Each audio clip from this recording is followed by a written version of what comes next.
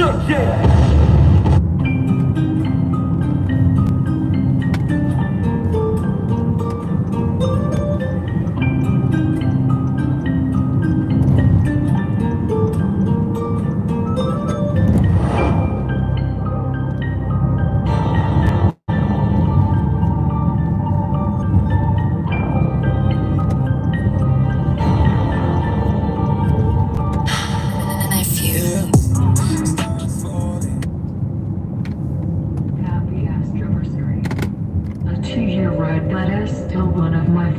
I thought it would. Eventually, I became.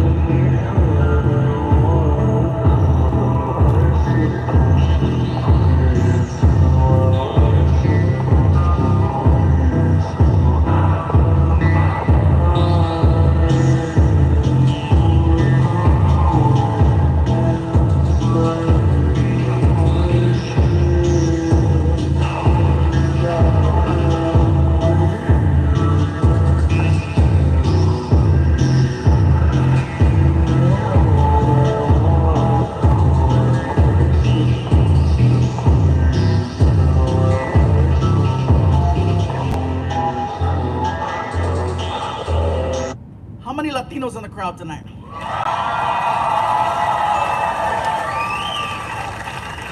Now, notice I asked Latinos. I wasn't very specific. Because if you call a Latino the wrong one, there's an issue. You call a Mexican a Salvadorian, we get mad. You call a Puerto Rican a Dominican, they get mad. You call a Cuban anything but a Cuban, you're gonna get stabbed.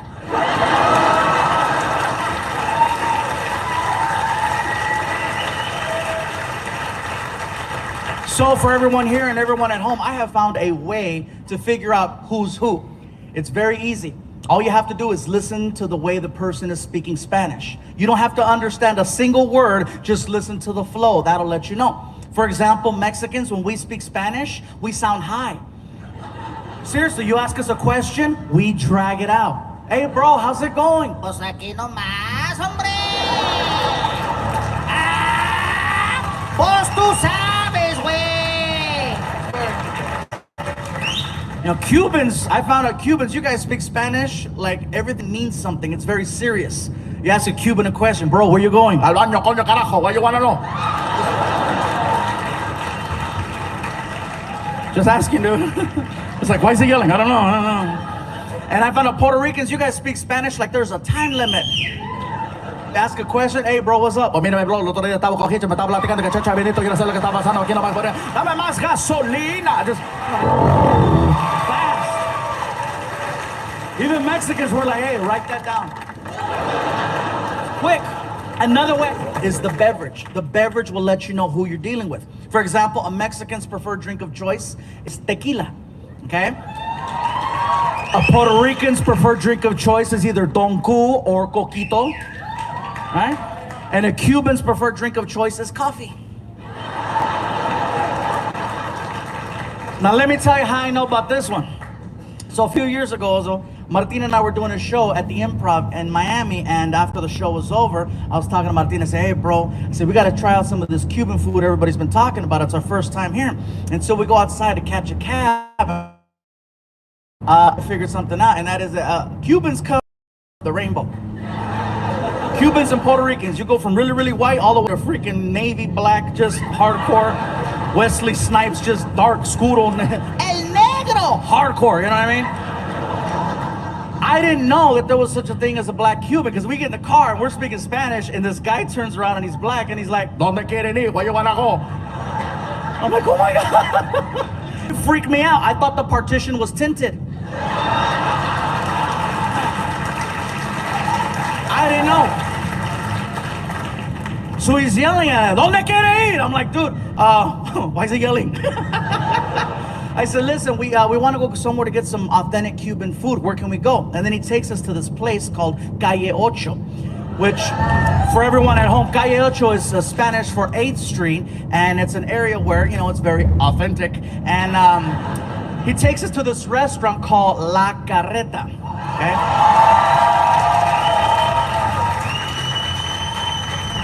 So you can't miss it. There's a restaurant on the corner with a giant wagon wheel in front of it and a huge rooster. I don't know what the rooster does, but look out for him.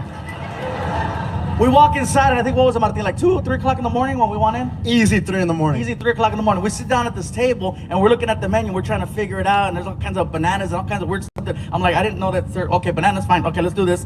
And here comes the waiter, and the waiter's coming over, and he gets in my face, and he's like, ¿Qué tú quieres? And I'm like, I forgot. Why is he yelling? I don't know. I said, listen, bro, I'll tell you what, let me look at this menu a little bit longer. I think we need some time, right? Yeah, we were like, yeah, we need some more time. And I says, for right now, can I just get a coffee? And he's like, okay, un cafecito. And he walks into the kitchen. He comes back 5 minutes later, seriously, with a little coaster and a shot glass of coffee on the coaster. And he puts it down in front of me, and he's like, okay. And I'm like, what is this? Es un cafecito. I go, dude, look at me. I'm not a Ito, I'm a Ande.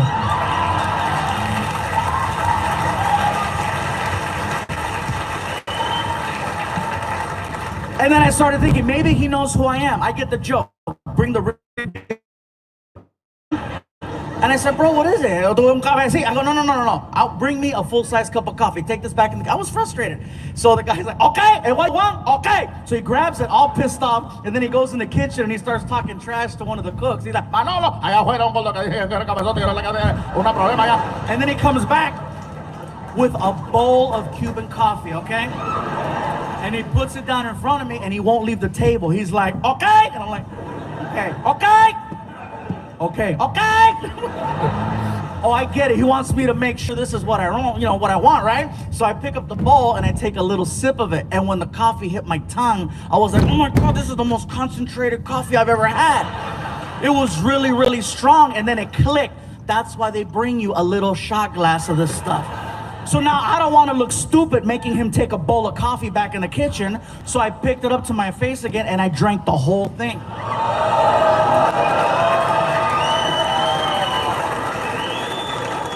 Well done. I knew I messed up, bro. I knew I messed up because the waiter looked at me and he's like, vaya con Dios.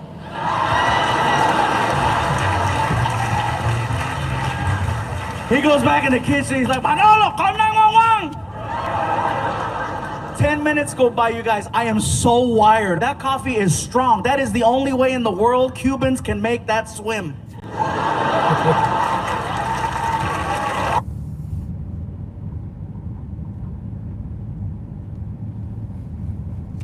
Martin and I just got back from India. Yeah. So let me tell you, I started posting on Facebook and Twitter that we were gonna go out there to do these shows. And then people started sending me messages, questioning what I was gonna do. First of all, are they gonna understand you in India? Will they understand English okay? Will they be able to follow along with your stories? Once we got there, I come to find out that more people speak English in India than in all of the US and Canada put together. Might as well throw Mexico in there for extra credit. Because there's that many people, and yes, they have the internet. They got the internet, they got Bollywood, they got Hollywood. They understand American culture so much more than we understand theirs. Second thing, people tried to warn me about going over there. Gabriel, be careful. India is a third world country. Don't drink the water in India. It contains parasites that'll make you really sick. Don't eat the food from the street people, especially the street meat. It contains a parasite that'll make you really sick. And most importantly, there's a lot of crime over there. Don't stay out late. When the sun goes down, you go down. I'm like, is it that bad? So I'm like, let me get this straight. There's a lot of crime. Don't stay out late. Don't eat any of the food from the street vendors. And don't drink the water. Why does that sound familiar? That's Mexico!